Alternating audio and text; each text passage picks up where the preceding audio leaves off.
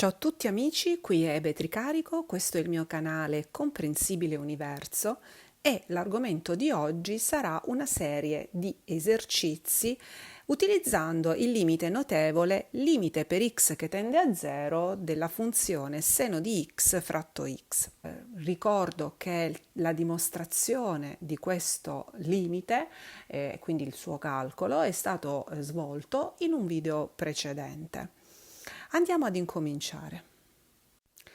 Gli obiettivi che ci proponiamo oggi sono i seguenti, sono riassunti in questi 6 esercizi che andremo a svolgere insieme. Li vedete elencati, provate a scriverli su un taccuino di carta, su un taccuino elettronico, insomma buttateli un po' giù, provateci a ragionare un attimo e andiamo a lavorarci insieme guardandoli uno alla volta. Siete pronti per la risoluzione? Andiamo. Incominciamo dal primo limite. Limite, nel caso in cui x vada a 0, di 1 meno coseno di x fratto x alla seconda. Ora, la prima cosa che dobbiamo fare sempre è andare a sostituire al posto della x il valore che leggiamo qui, quindi il valore corrispondente al numero a cui tende x, e vedere che cosa si ottiene. Nel nostro caso abbiamo 1 meno coseno di 0 fratto 0 alla seconda, pertanto abbiamo 1 meno 1 fratto 0, e cioè 0 fratto 0. Come sapete, questa è una forma indeterminata, una forma di indecisione, di conseguenza dobbiamo applicare delle trasformazioni per decidere quale sia il risultato di questa, chiamiamola operazione 0 fratto 0.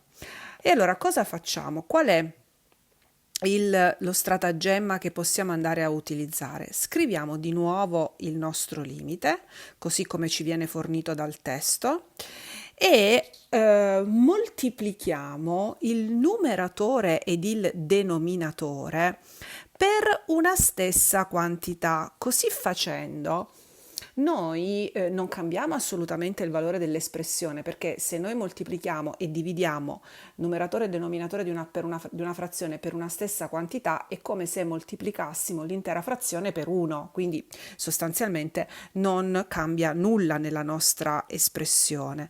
La quantità che andiamo a moltiplicare al numeratore e al denominatore è 1 più coseno di x. Il motivo per cui io faccio questo è presto detto. Sviluppando il prodotto, quindi dobbiamo moltiplicare fra loro i numeratori e moltiplicare fra loro i denominatori, otteniamo la seguente espressione. Limite per x che tende a 0 di 1 meno coseno alla seconda di x fratto x alla seconda che moltiplica, lo scrivo tra parentesi, 1 più coseno di x. Ora, questo limite può ancora essere riscritto in una maniera tale da consentirci di utilizzare il limite notevole che abbiamo calcolato la scorsa volta. Lo riscrivo in questa maniera, guardate, sto isolando 1 meno coseno alla seconda di x fratto x alla seconda e poi a parte ho 1 fratto 1 più coseno di x.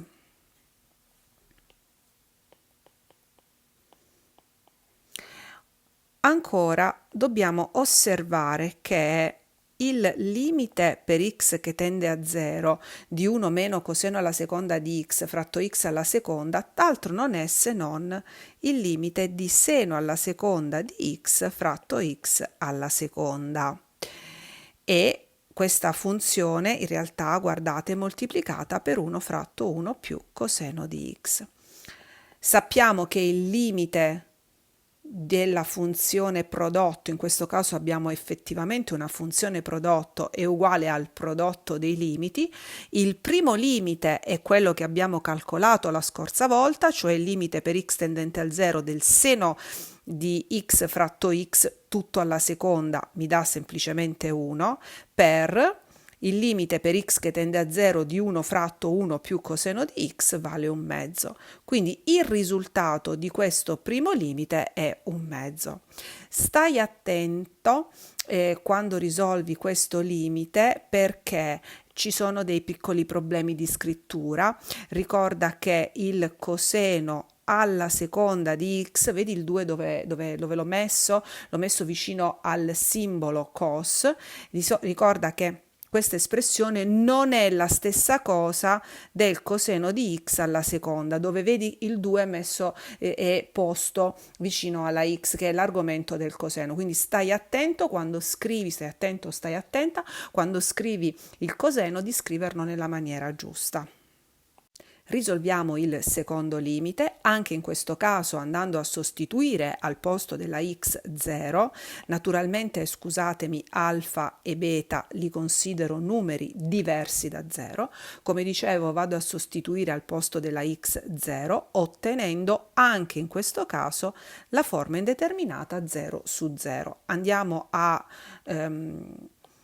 agire su questo limite per poter capire qual è il valore di questa forma indeterminata. Anche in questo caso utilizzo la seguente strategia: moltiplico numeratore e denominatore per una stessa quantità. Allo scopo di utilizzare il limite notevole da cui siamo partiti, farò così: moltiplicherò numeratore e denominatore per la seguente quantità, alfa su x. Il motivo è presto detto.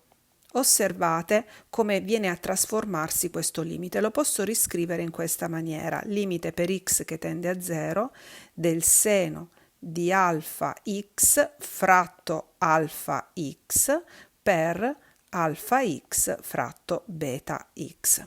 Notate immediatamente la possibilità di andare a semplificare la x. Ricordate che noi quando calcoliamo il limite ci troviamo in questo caso in un intorno di 0, con la condizione che x sia diverso da 0, per cui non abbiamo problemi. Possiamo innanzitutto scrivere questo rapporto ed in più possiamo andare a semplificare senza alcun problema. A questo punto otteniamo limite per x che tende a 0 del seno di alfa x fratto alfa x per alfa fratto beta. Possiamo, se volete, effettuare un piccolo cambio di variabile. Poniamo y uguale ad alfa x, sicché il limite per x che tende a 0 potrà diventare semplicemente il limite per y che tende a 0 del seno di y fratto y per alfa beta. Naturalmente alfa, tutto questo è l'argomento del nostro limite, attenzione. Quindi otteniamo sempre per il teorema relativo al limite del prodotto 1 per alfa fratto beta e quindi alfa fratto beta. Vi faccio osservare che avevamo alfa al numeratore, beta al denominatore e come risultato abbiamo alfa fratto beta. Andiamo adesso a calcolare il limite per x che tende a 0 dell'arco il cui seno vale x fratto x. Ancora una volta andiamo prima di tutto a calcolare, quindi abbiamo arco il cui seno vale 0 fratto 0, l'arco il cui seno vale 0 corrisponde a 0 e quindi abbiamo ancora 0 fratto 0. Per poter risolvere questo limite, dove non abbiamo la funzione diretta seno e che ci permette di utilizzare il nostro limite notevole, usiamo il cambio di variabile, quindi y in questo caso uguale all'arco il cui seno è x. Da questa decisione di porre la y, questa variabile ausiliare uguale all'arco il cui seno x, otteniamo semplicemente che x è uguale al seno di y. Quindi attenzione, abbiamo che y è uguale all'arco il cui seno è x è uguale al seno di y. Il nostro limite può essere riscritto come limite per y tendente a 0 di y fratto il seno di y. E naturalmente per il teorema relativo al limite della funzione reciproca, ancora una volta questo limite vale 1. Adesso, solo per sicurezza, perché desidero appunto che sia molto chiara la differenza fra il limite per x tendente a 0 e il limite per x tendente ad un altro valore, in particolare in questo caso considereremo il limite per x tendente all'infinito, calcoliamo questo limite. Bene, osserviamo innanzitutto un fatto interessante. La funzione seno è una funzione limitata, perché la funzione seno ha un valore compreso tra meno 1 e 1, scusate il giro di parole. Quindi essendo una funzione limitata, possiamo utilizzare il seguente ragionamento. Il seno di x assume valore compreso tra meno 1 e 1, x tende a infinito, che può essere o più infinito o meno infinito, quindi in questo caso il limite vale 0, perché avremmo in buona sostanza un numero fratto una quantità estremamente grande che tende quindi complessivamente a 0. Quindi attenzione alla differenza fra il limite per x che tende a 0 e il limite per x che tende all'infinito. Del tutto simile è il limite per x che tende a 0 di x per il seno di 1 fratto x. Attenzione, perché in questo caso abbiamo limite per x che tende a 0. Osservate però un fatto interessante, che l'argomento del seno non è x ma è 1 fratto x. Allora, anche in questo caso andiamo a lavorare in questa maniera.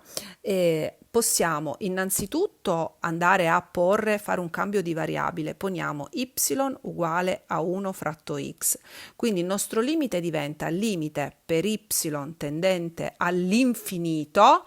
Adesso non faccio una distinzione tra più e meno infinito, la x tende a 0, quindi y che tende all'infinito senza distinguere più e meno, e abbiamo seno di y fratto y, e come abbiamo visto in precedenza questo limite vale 0, quindi mi raccomando, fate attenzione sia al valore x0, che è il valore a cui tende la x, che alla struttura della funzione di cui volete andare a calcolare il limite.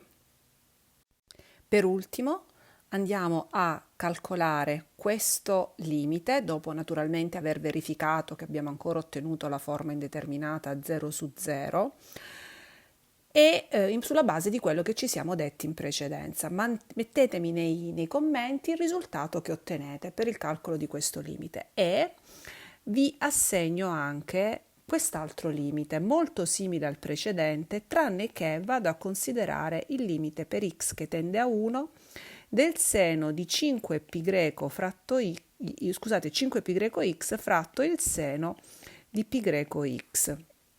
Ditemi un po' che cosa ottenete. Anche per questo limite, chiameremo il limite 7, mettetemi il risultato che ottenete, ne discuteremo la prossima volta. Intanto vi saluto, vi ringrazio, se siete arrivati alla fine del video vi ringrazio davvero, vi saluto e mettete un mi piace se il video vi è piaciuto e iscrivetevi al canale. Grazie a tutti, ciao!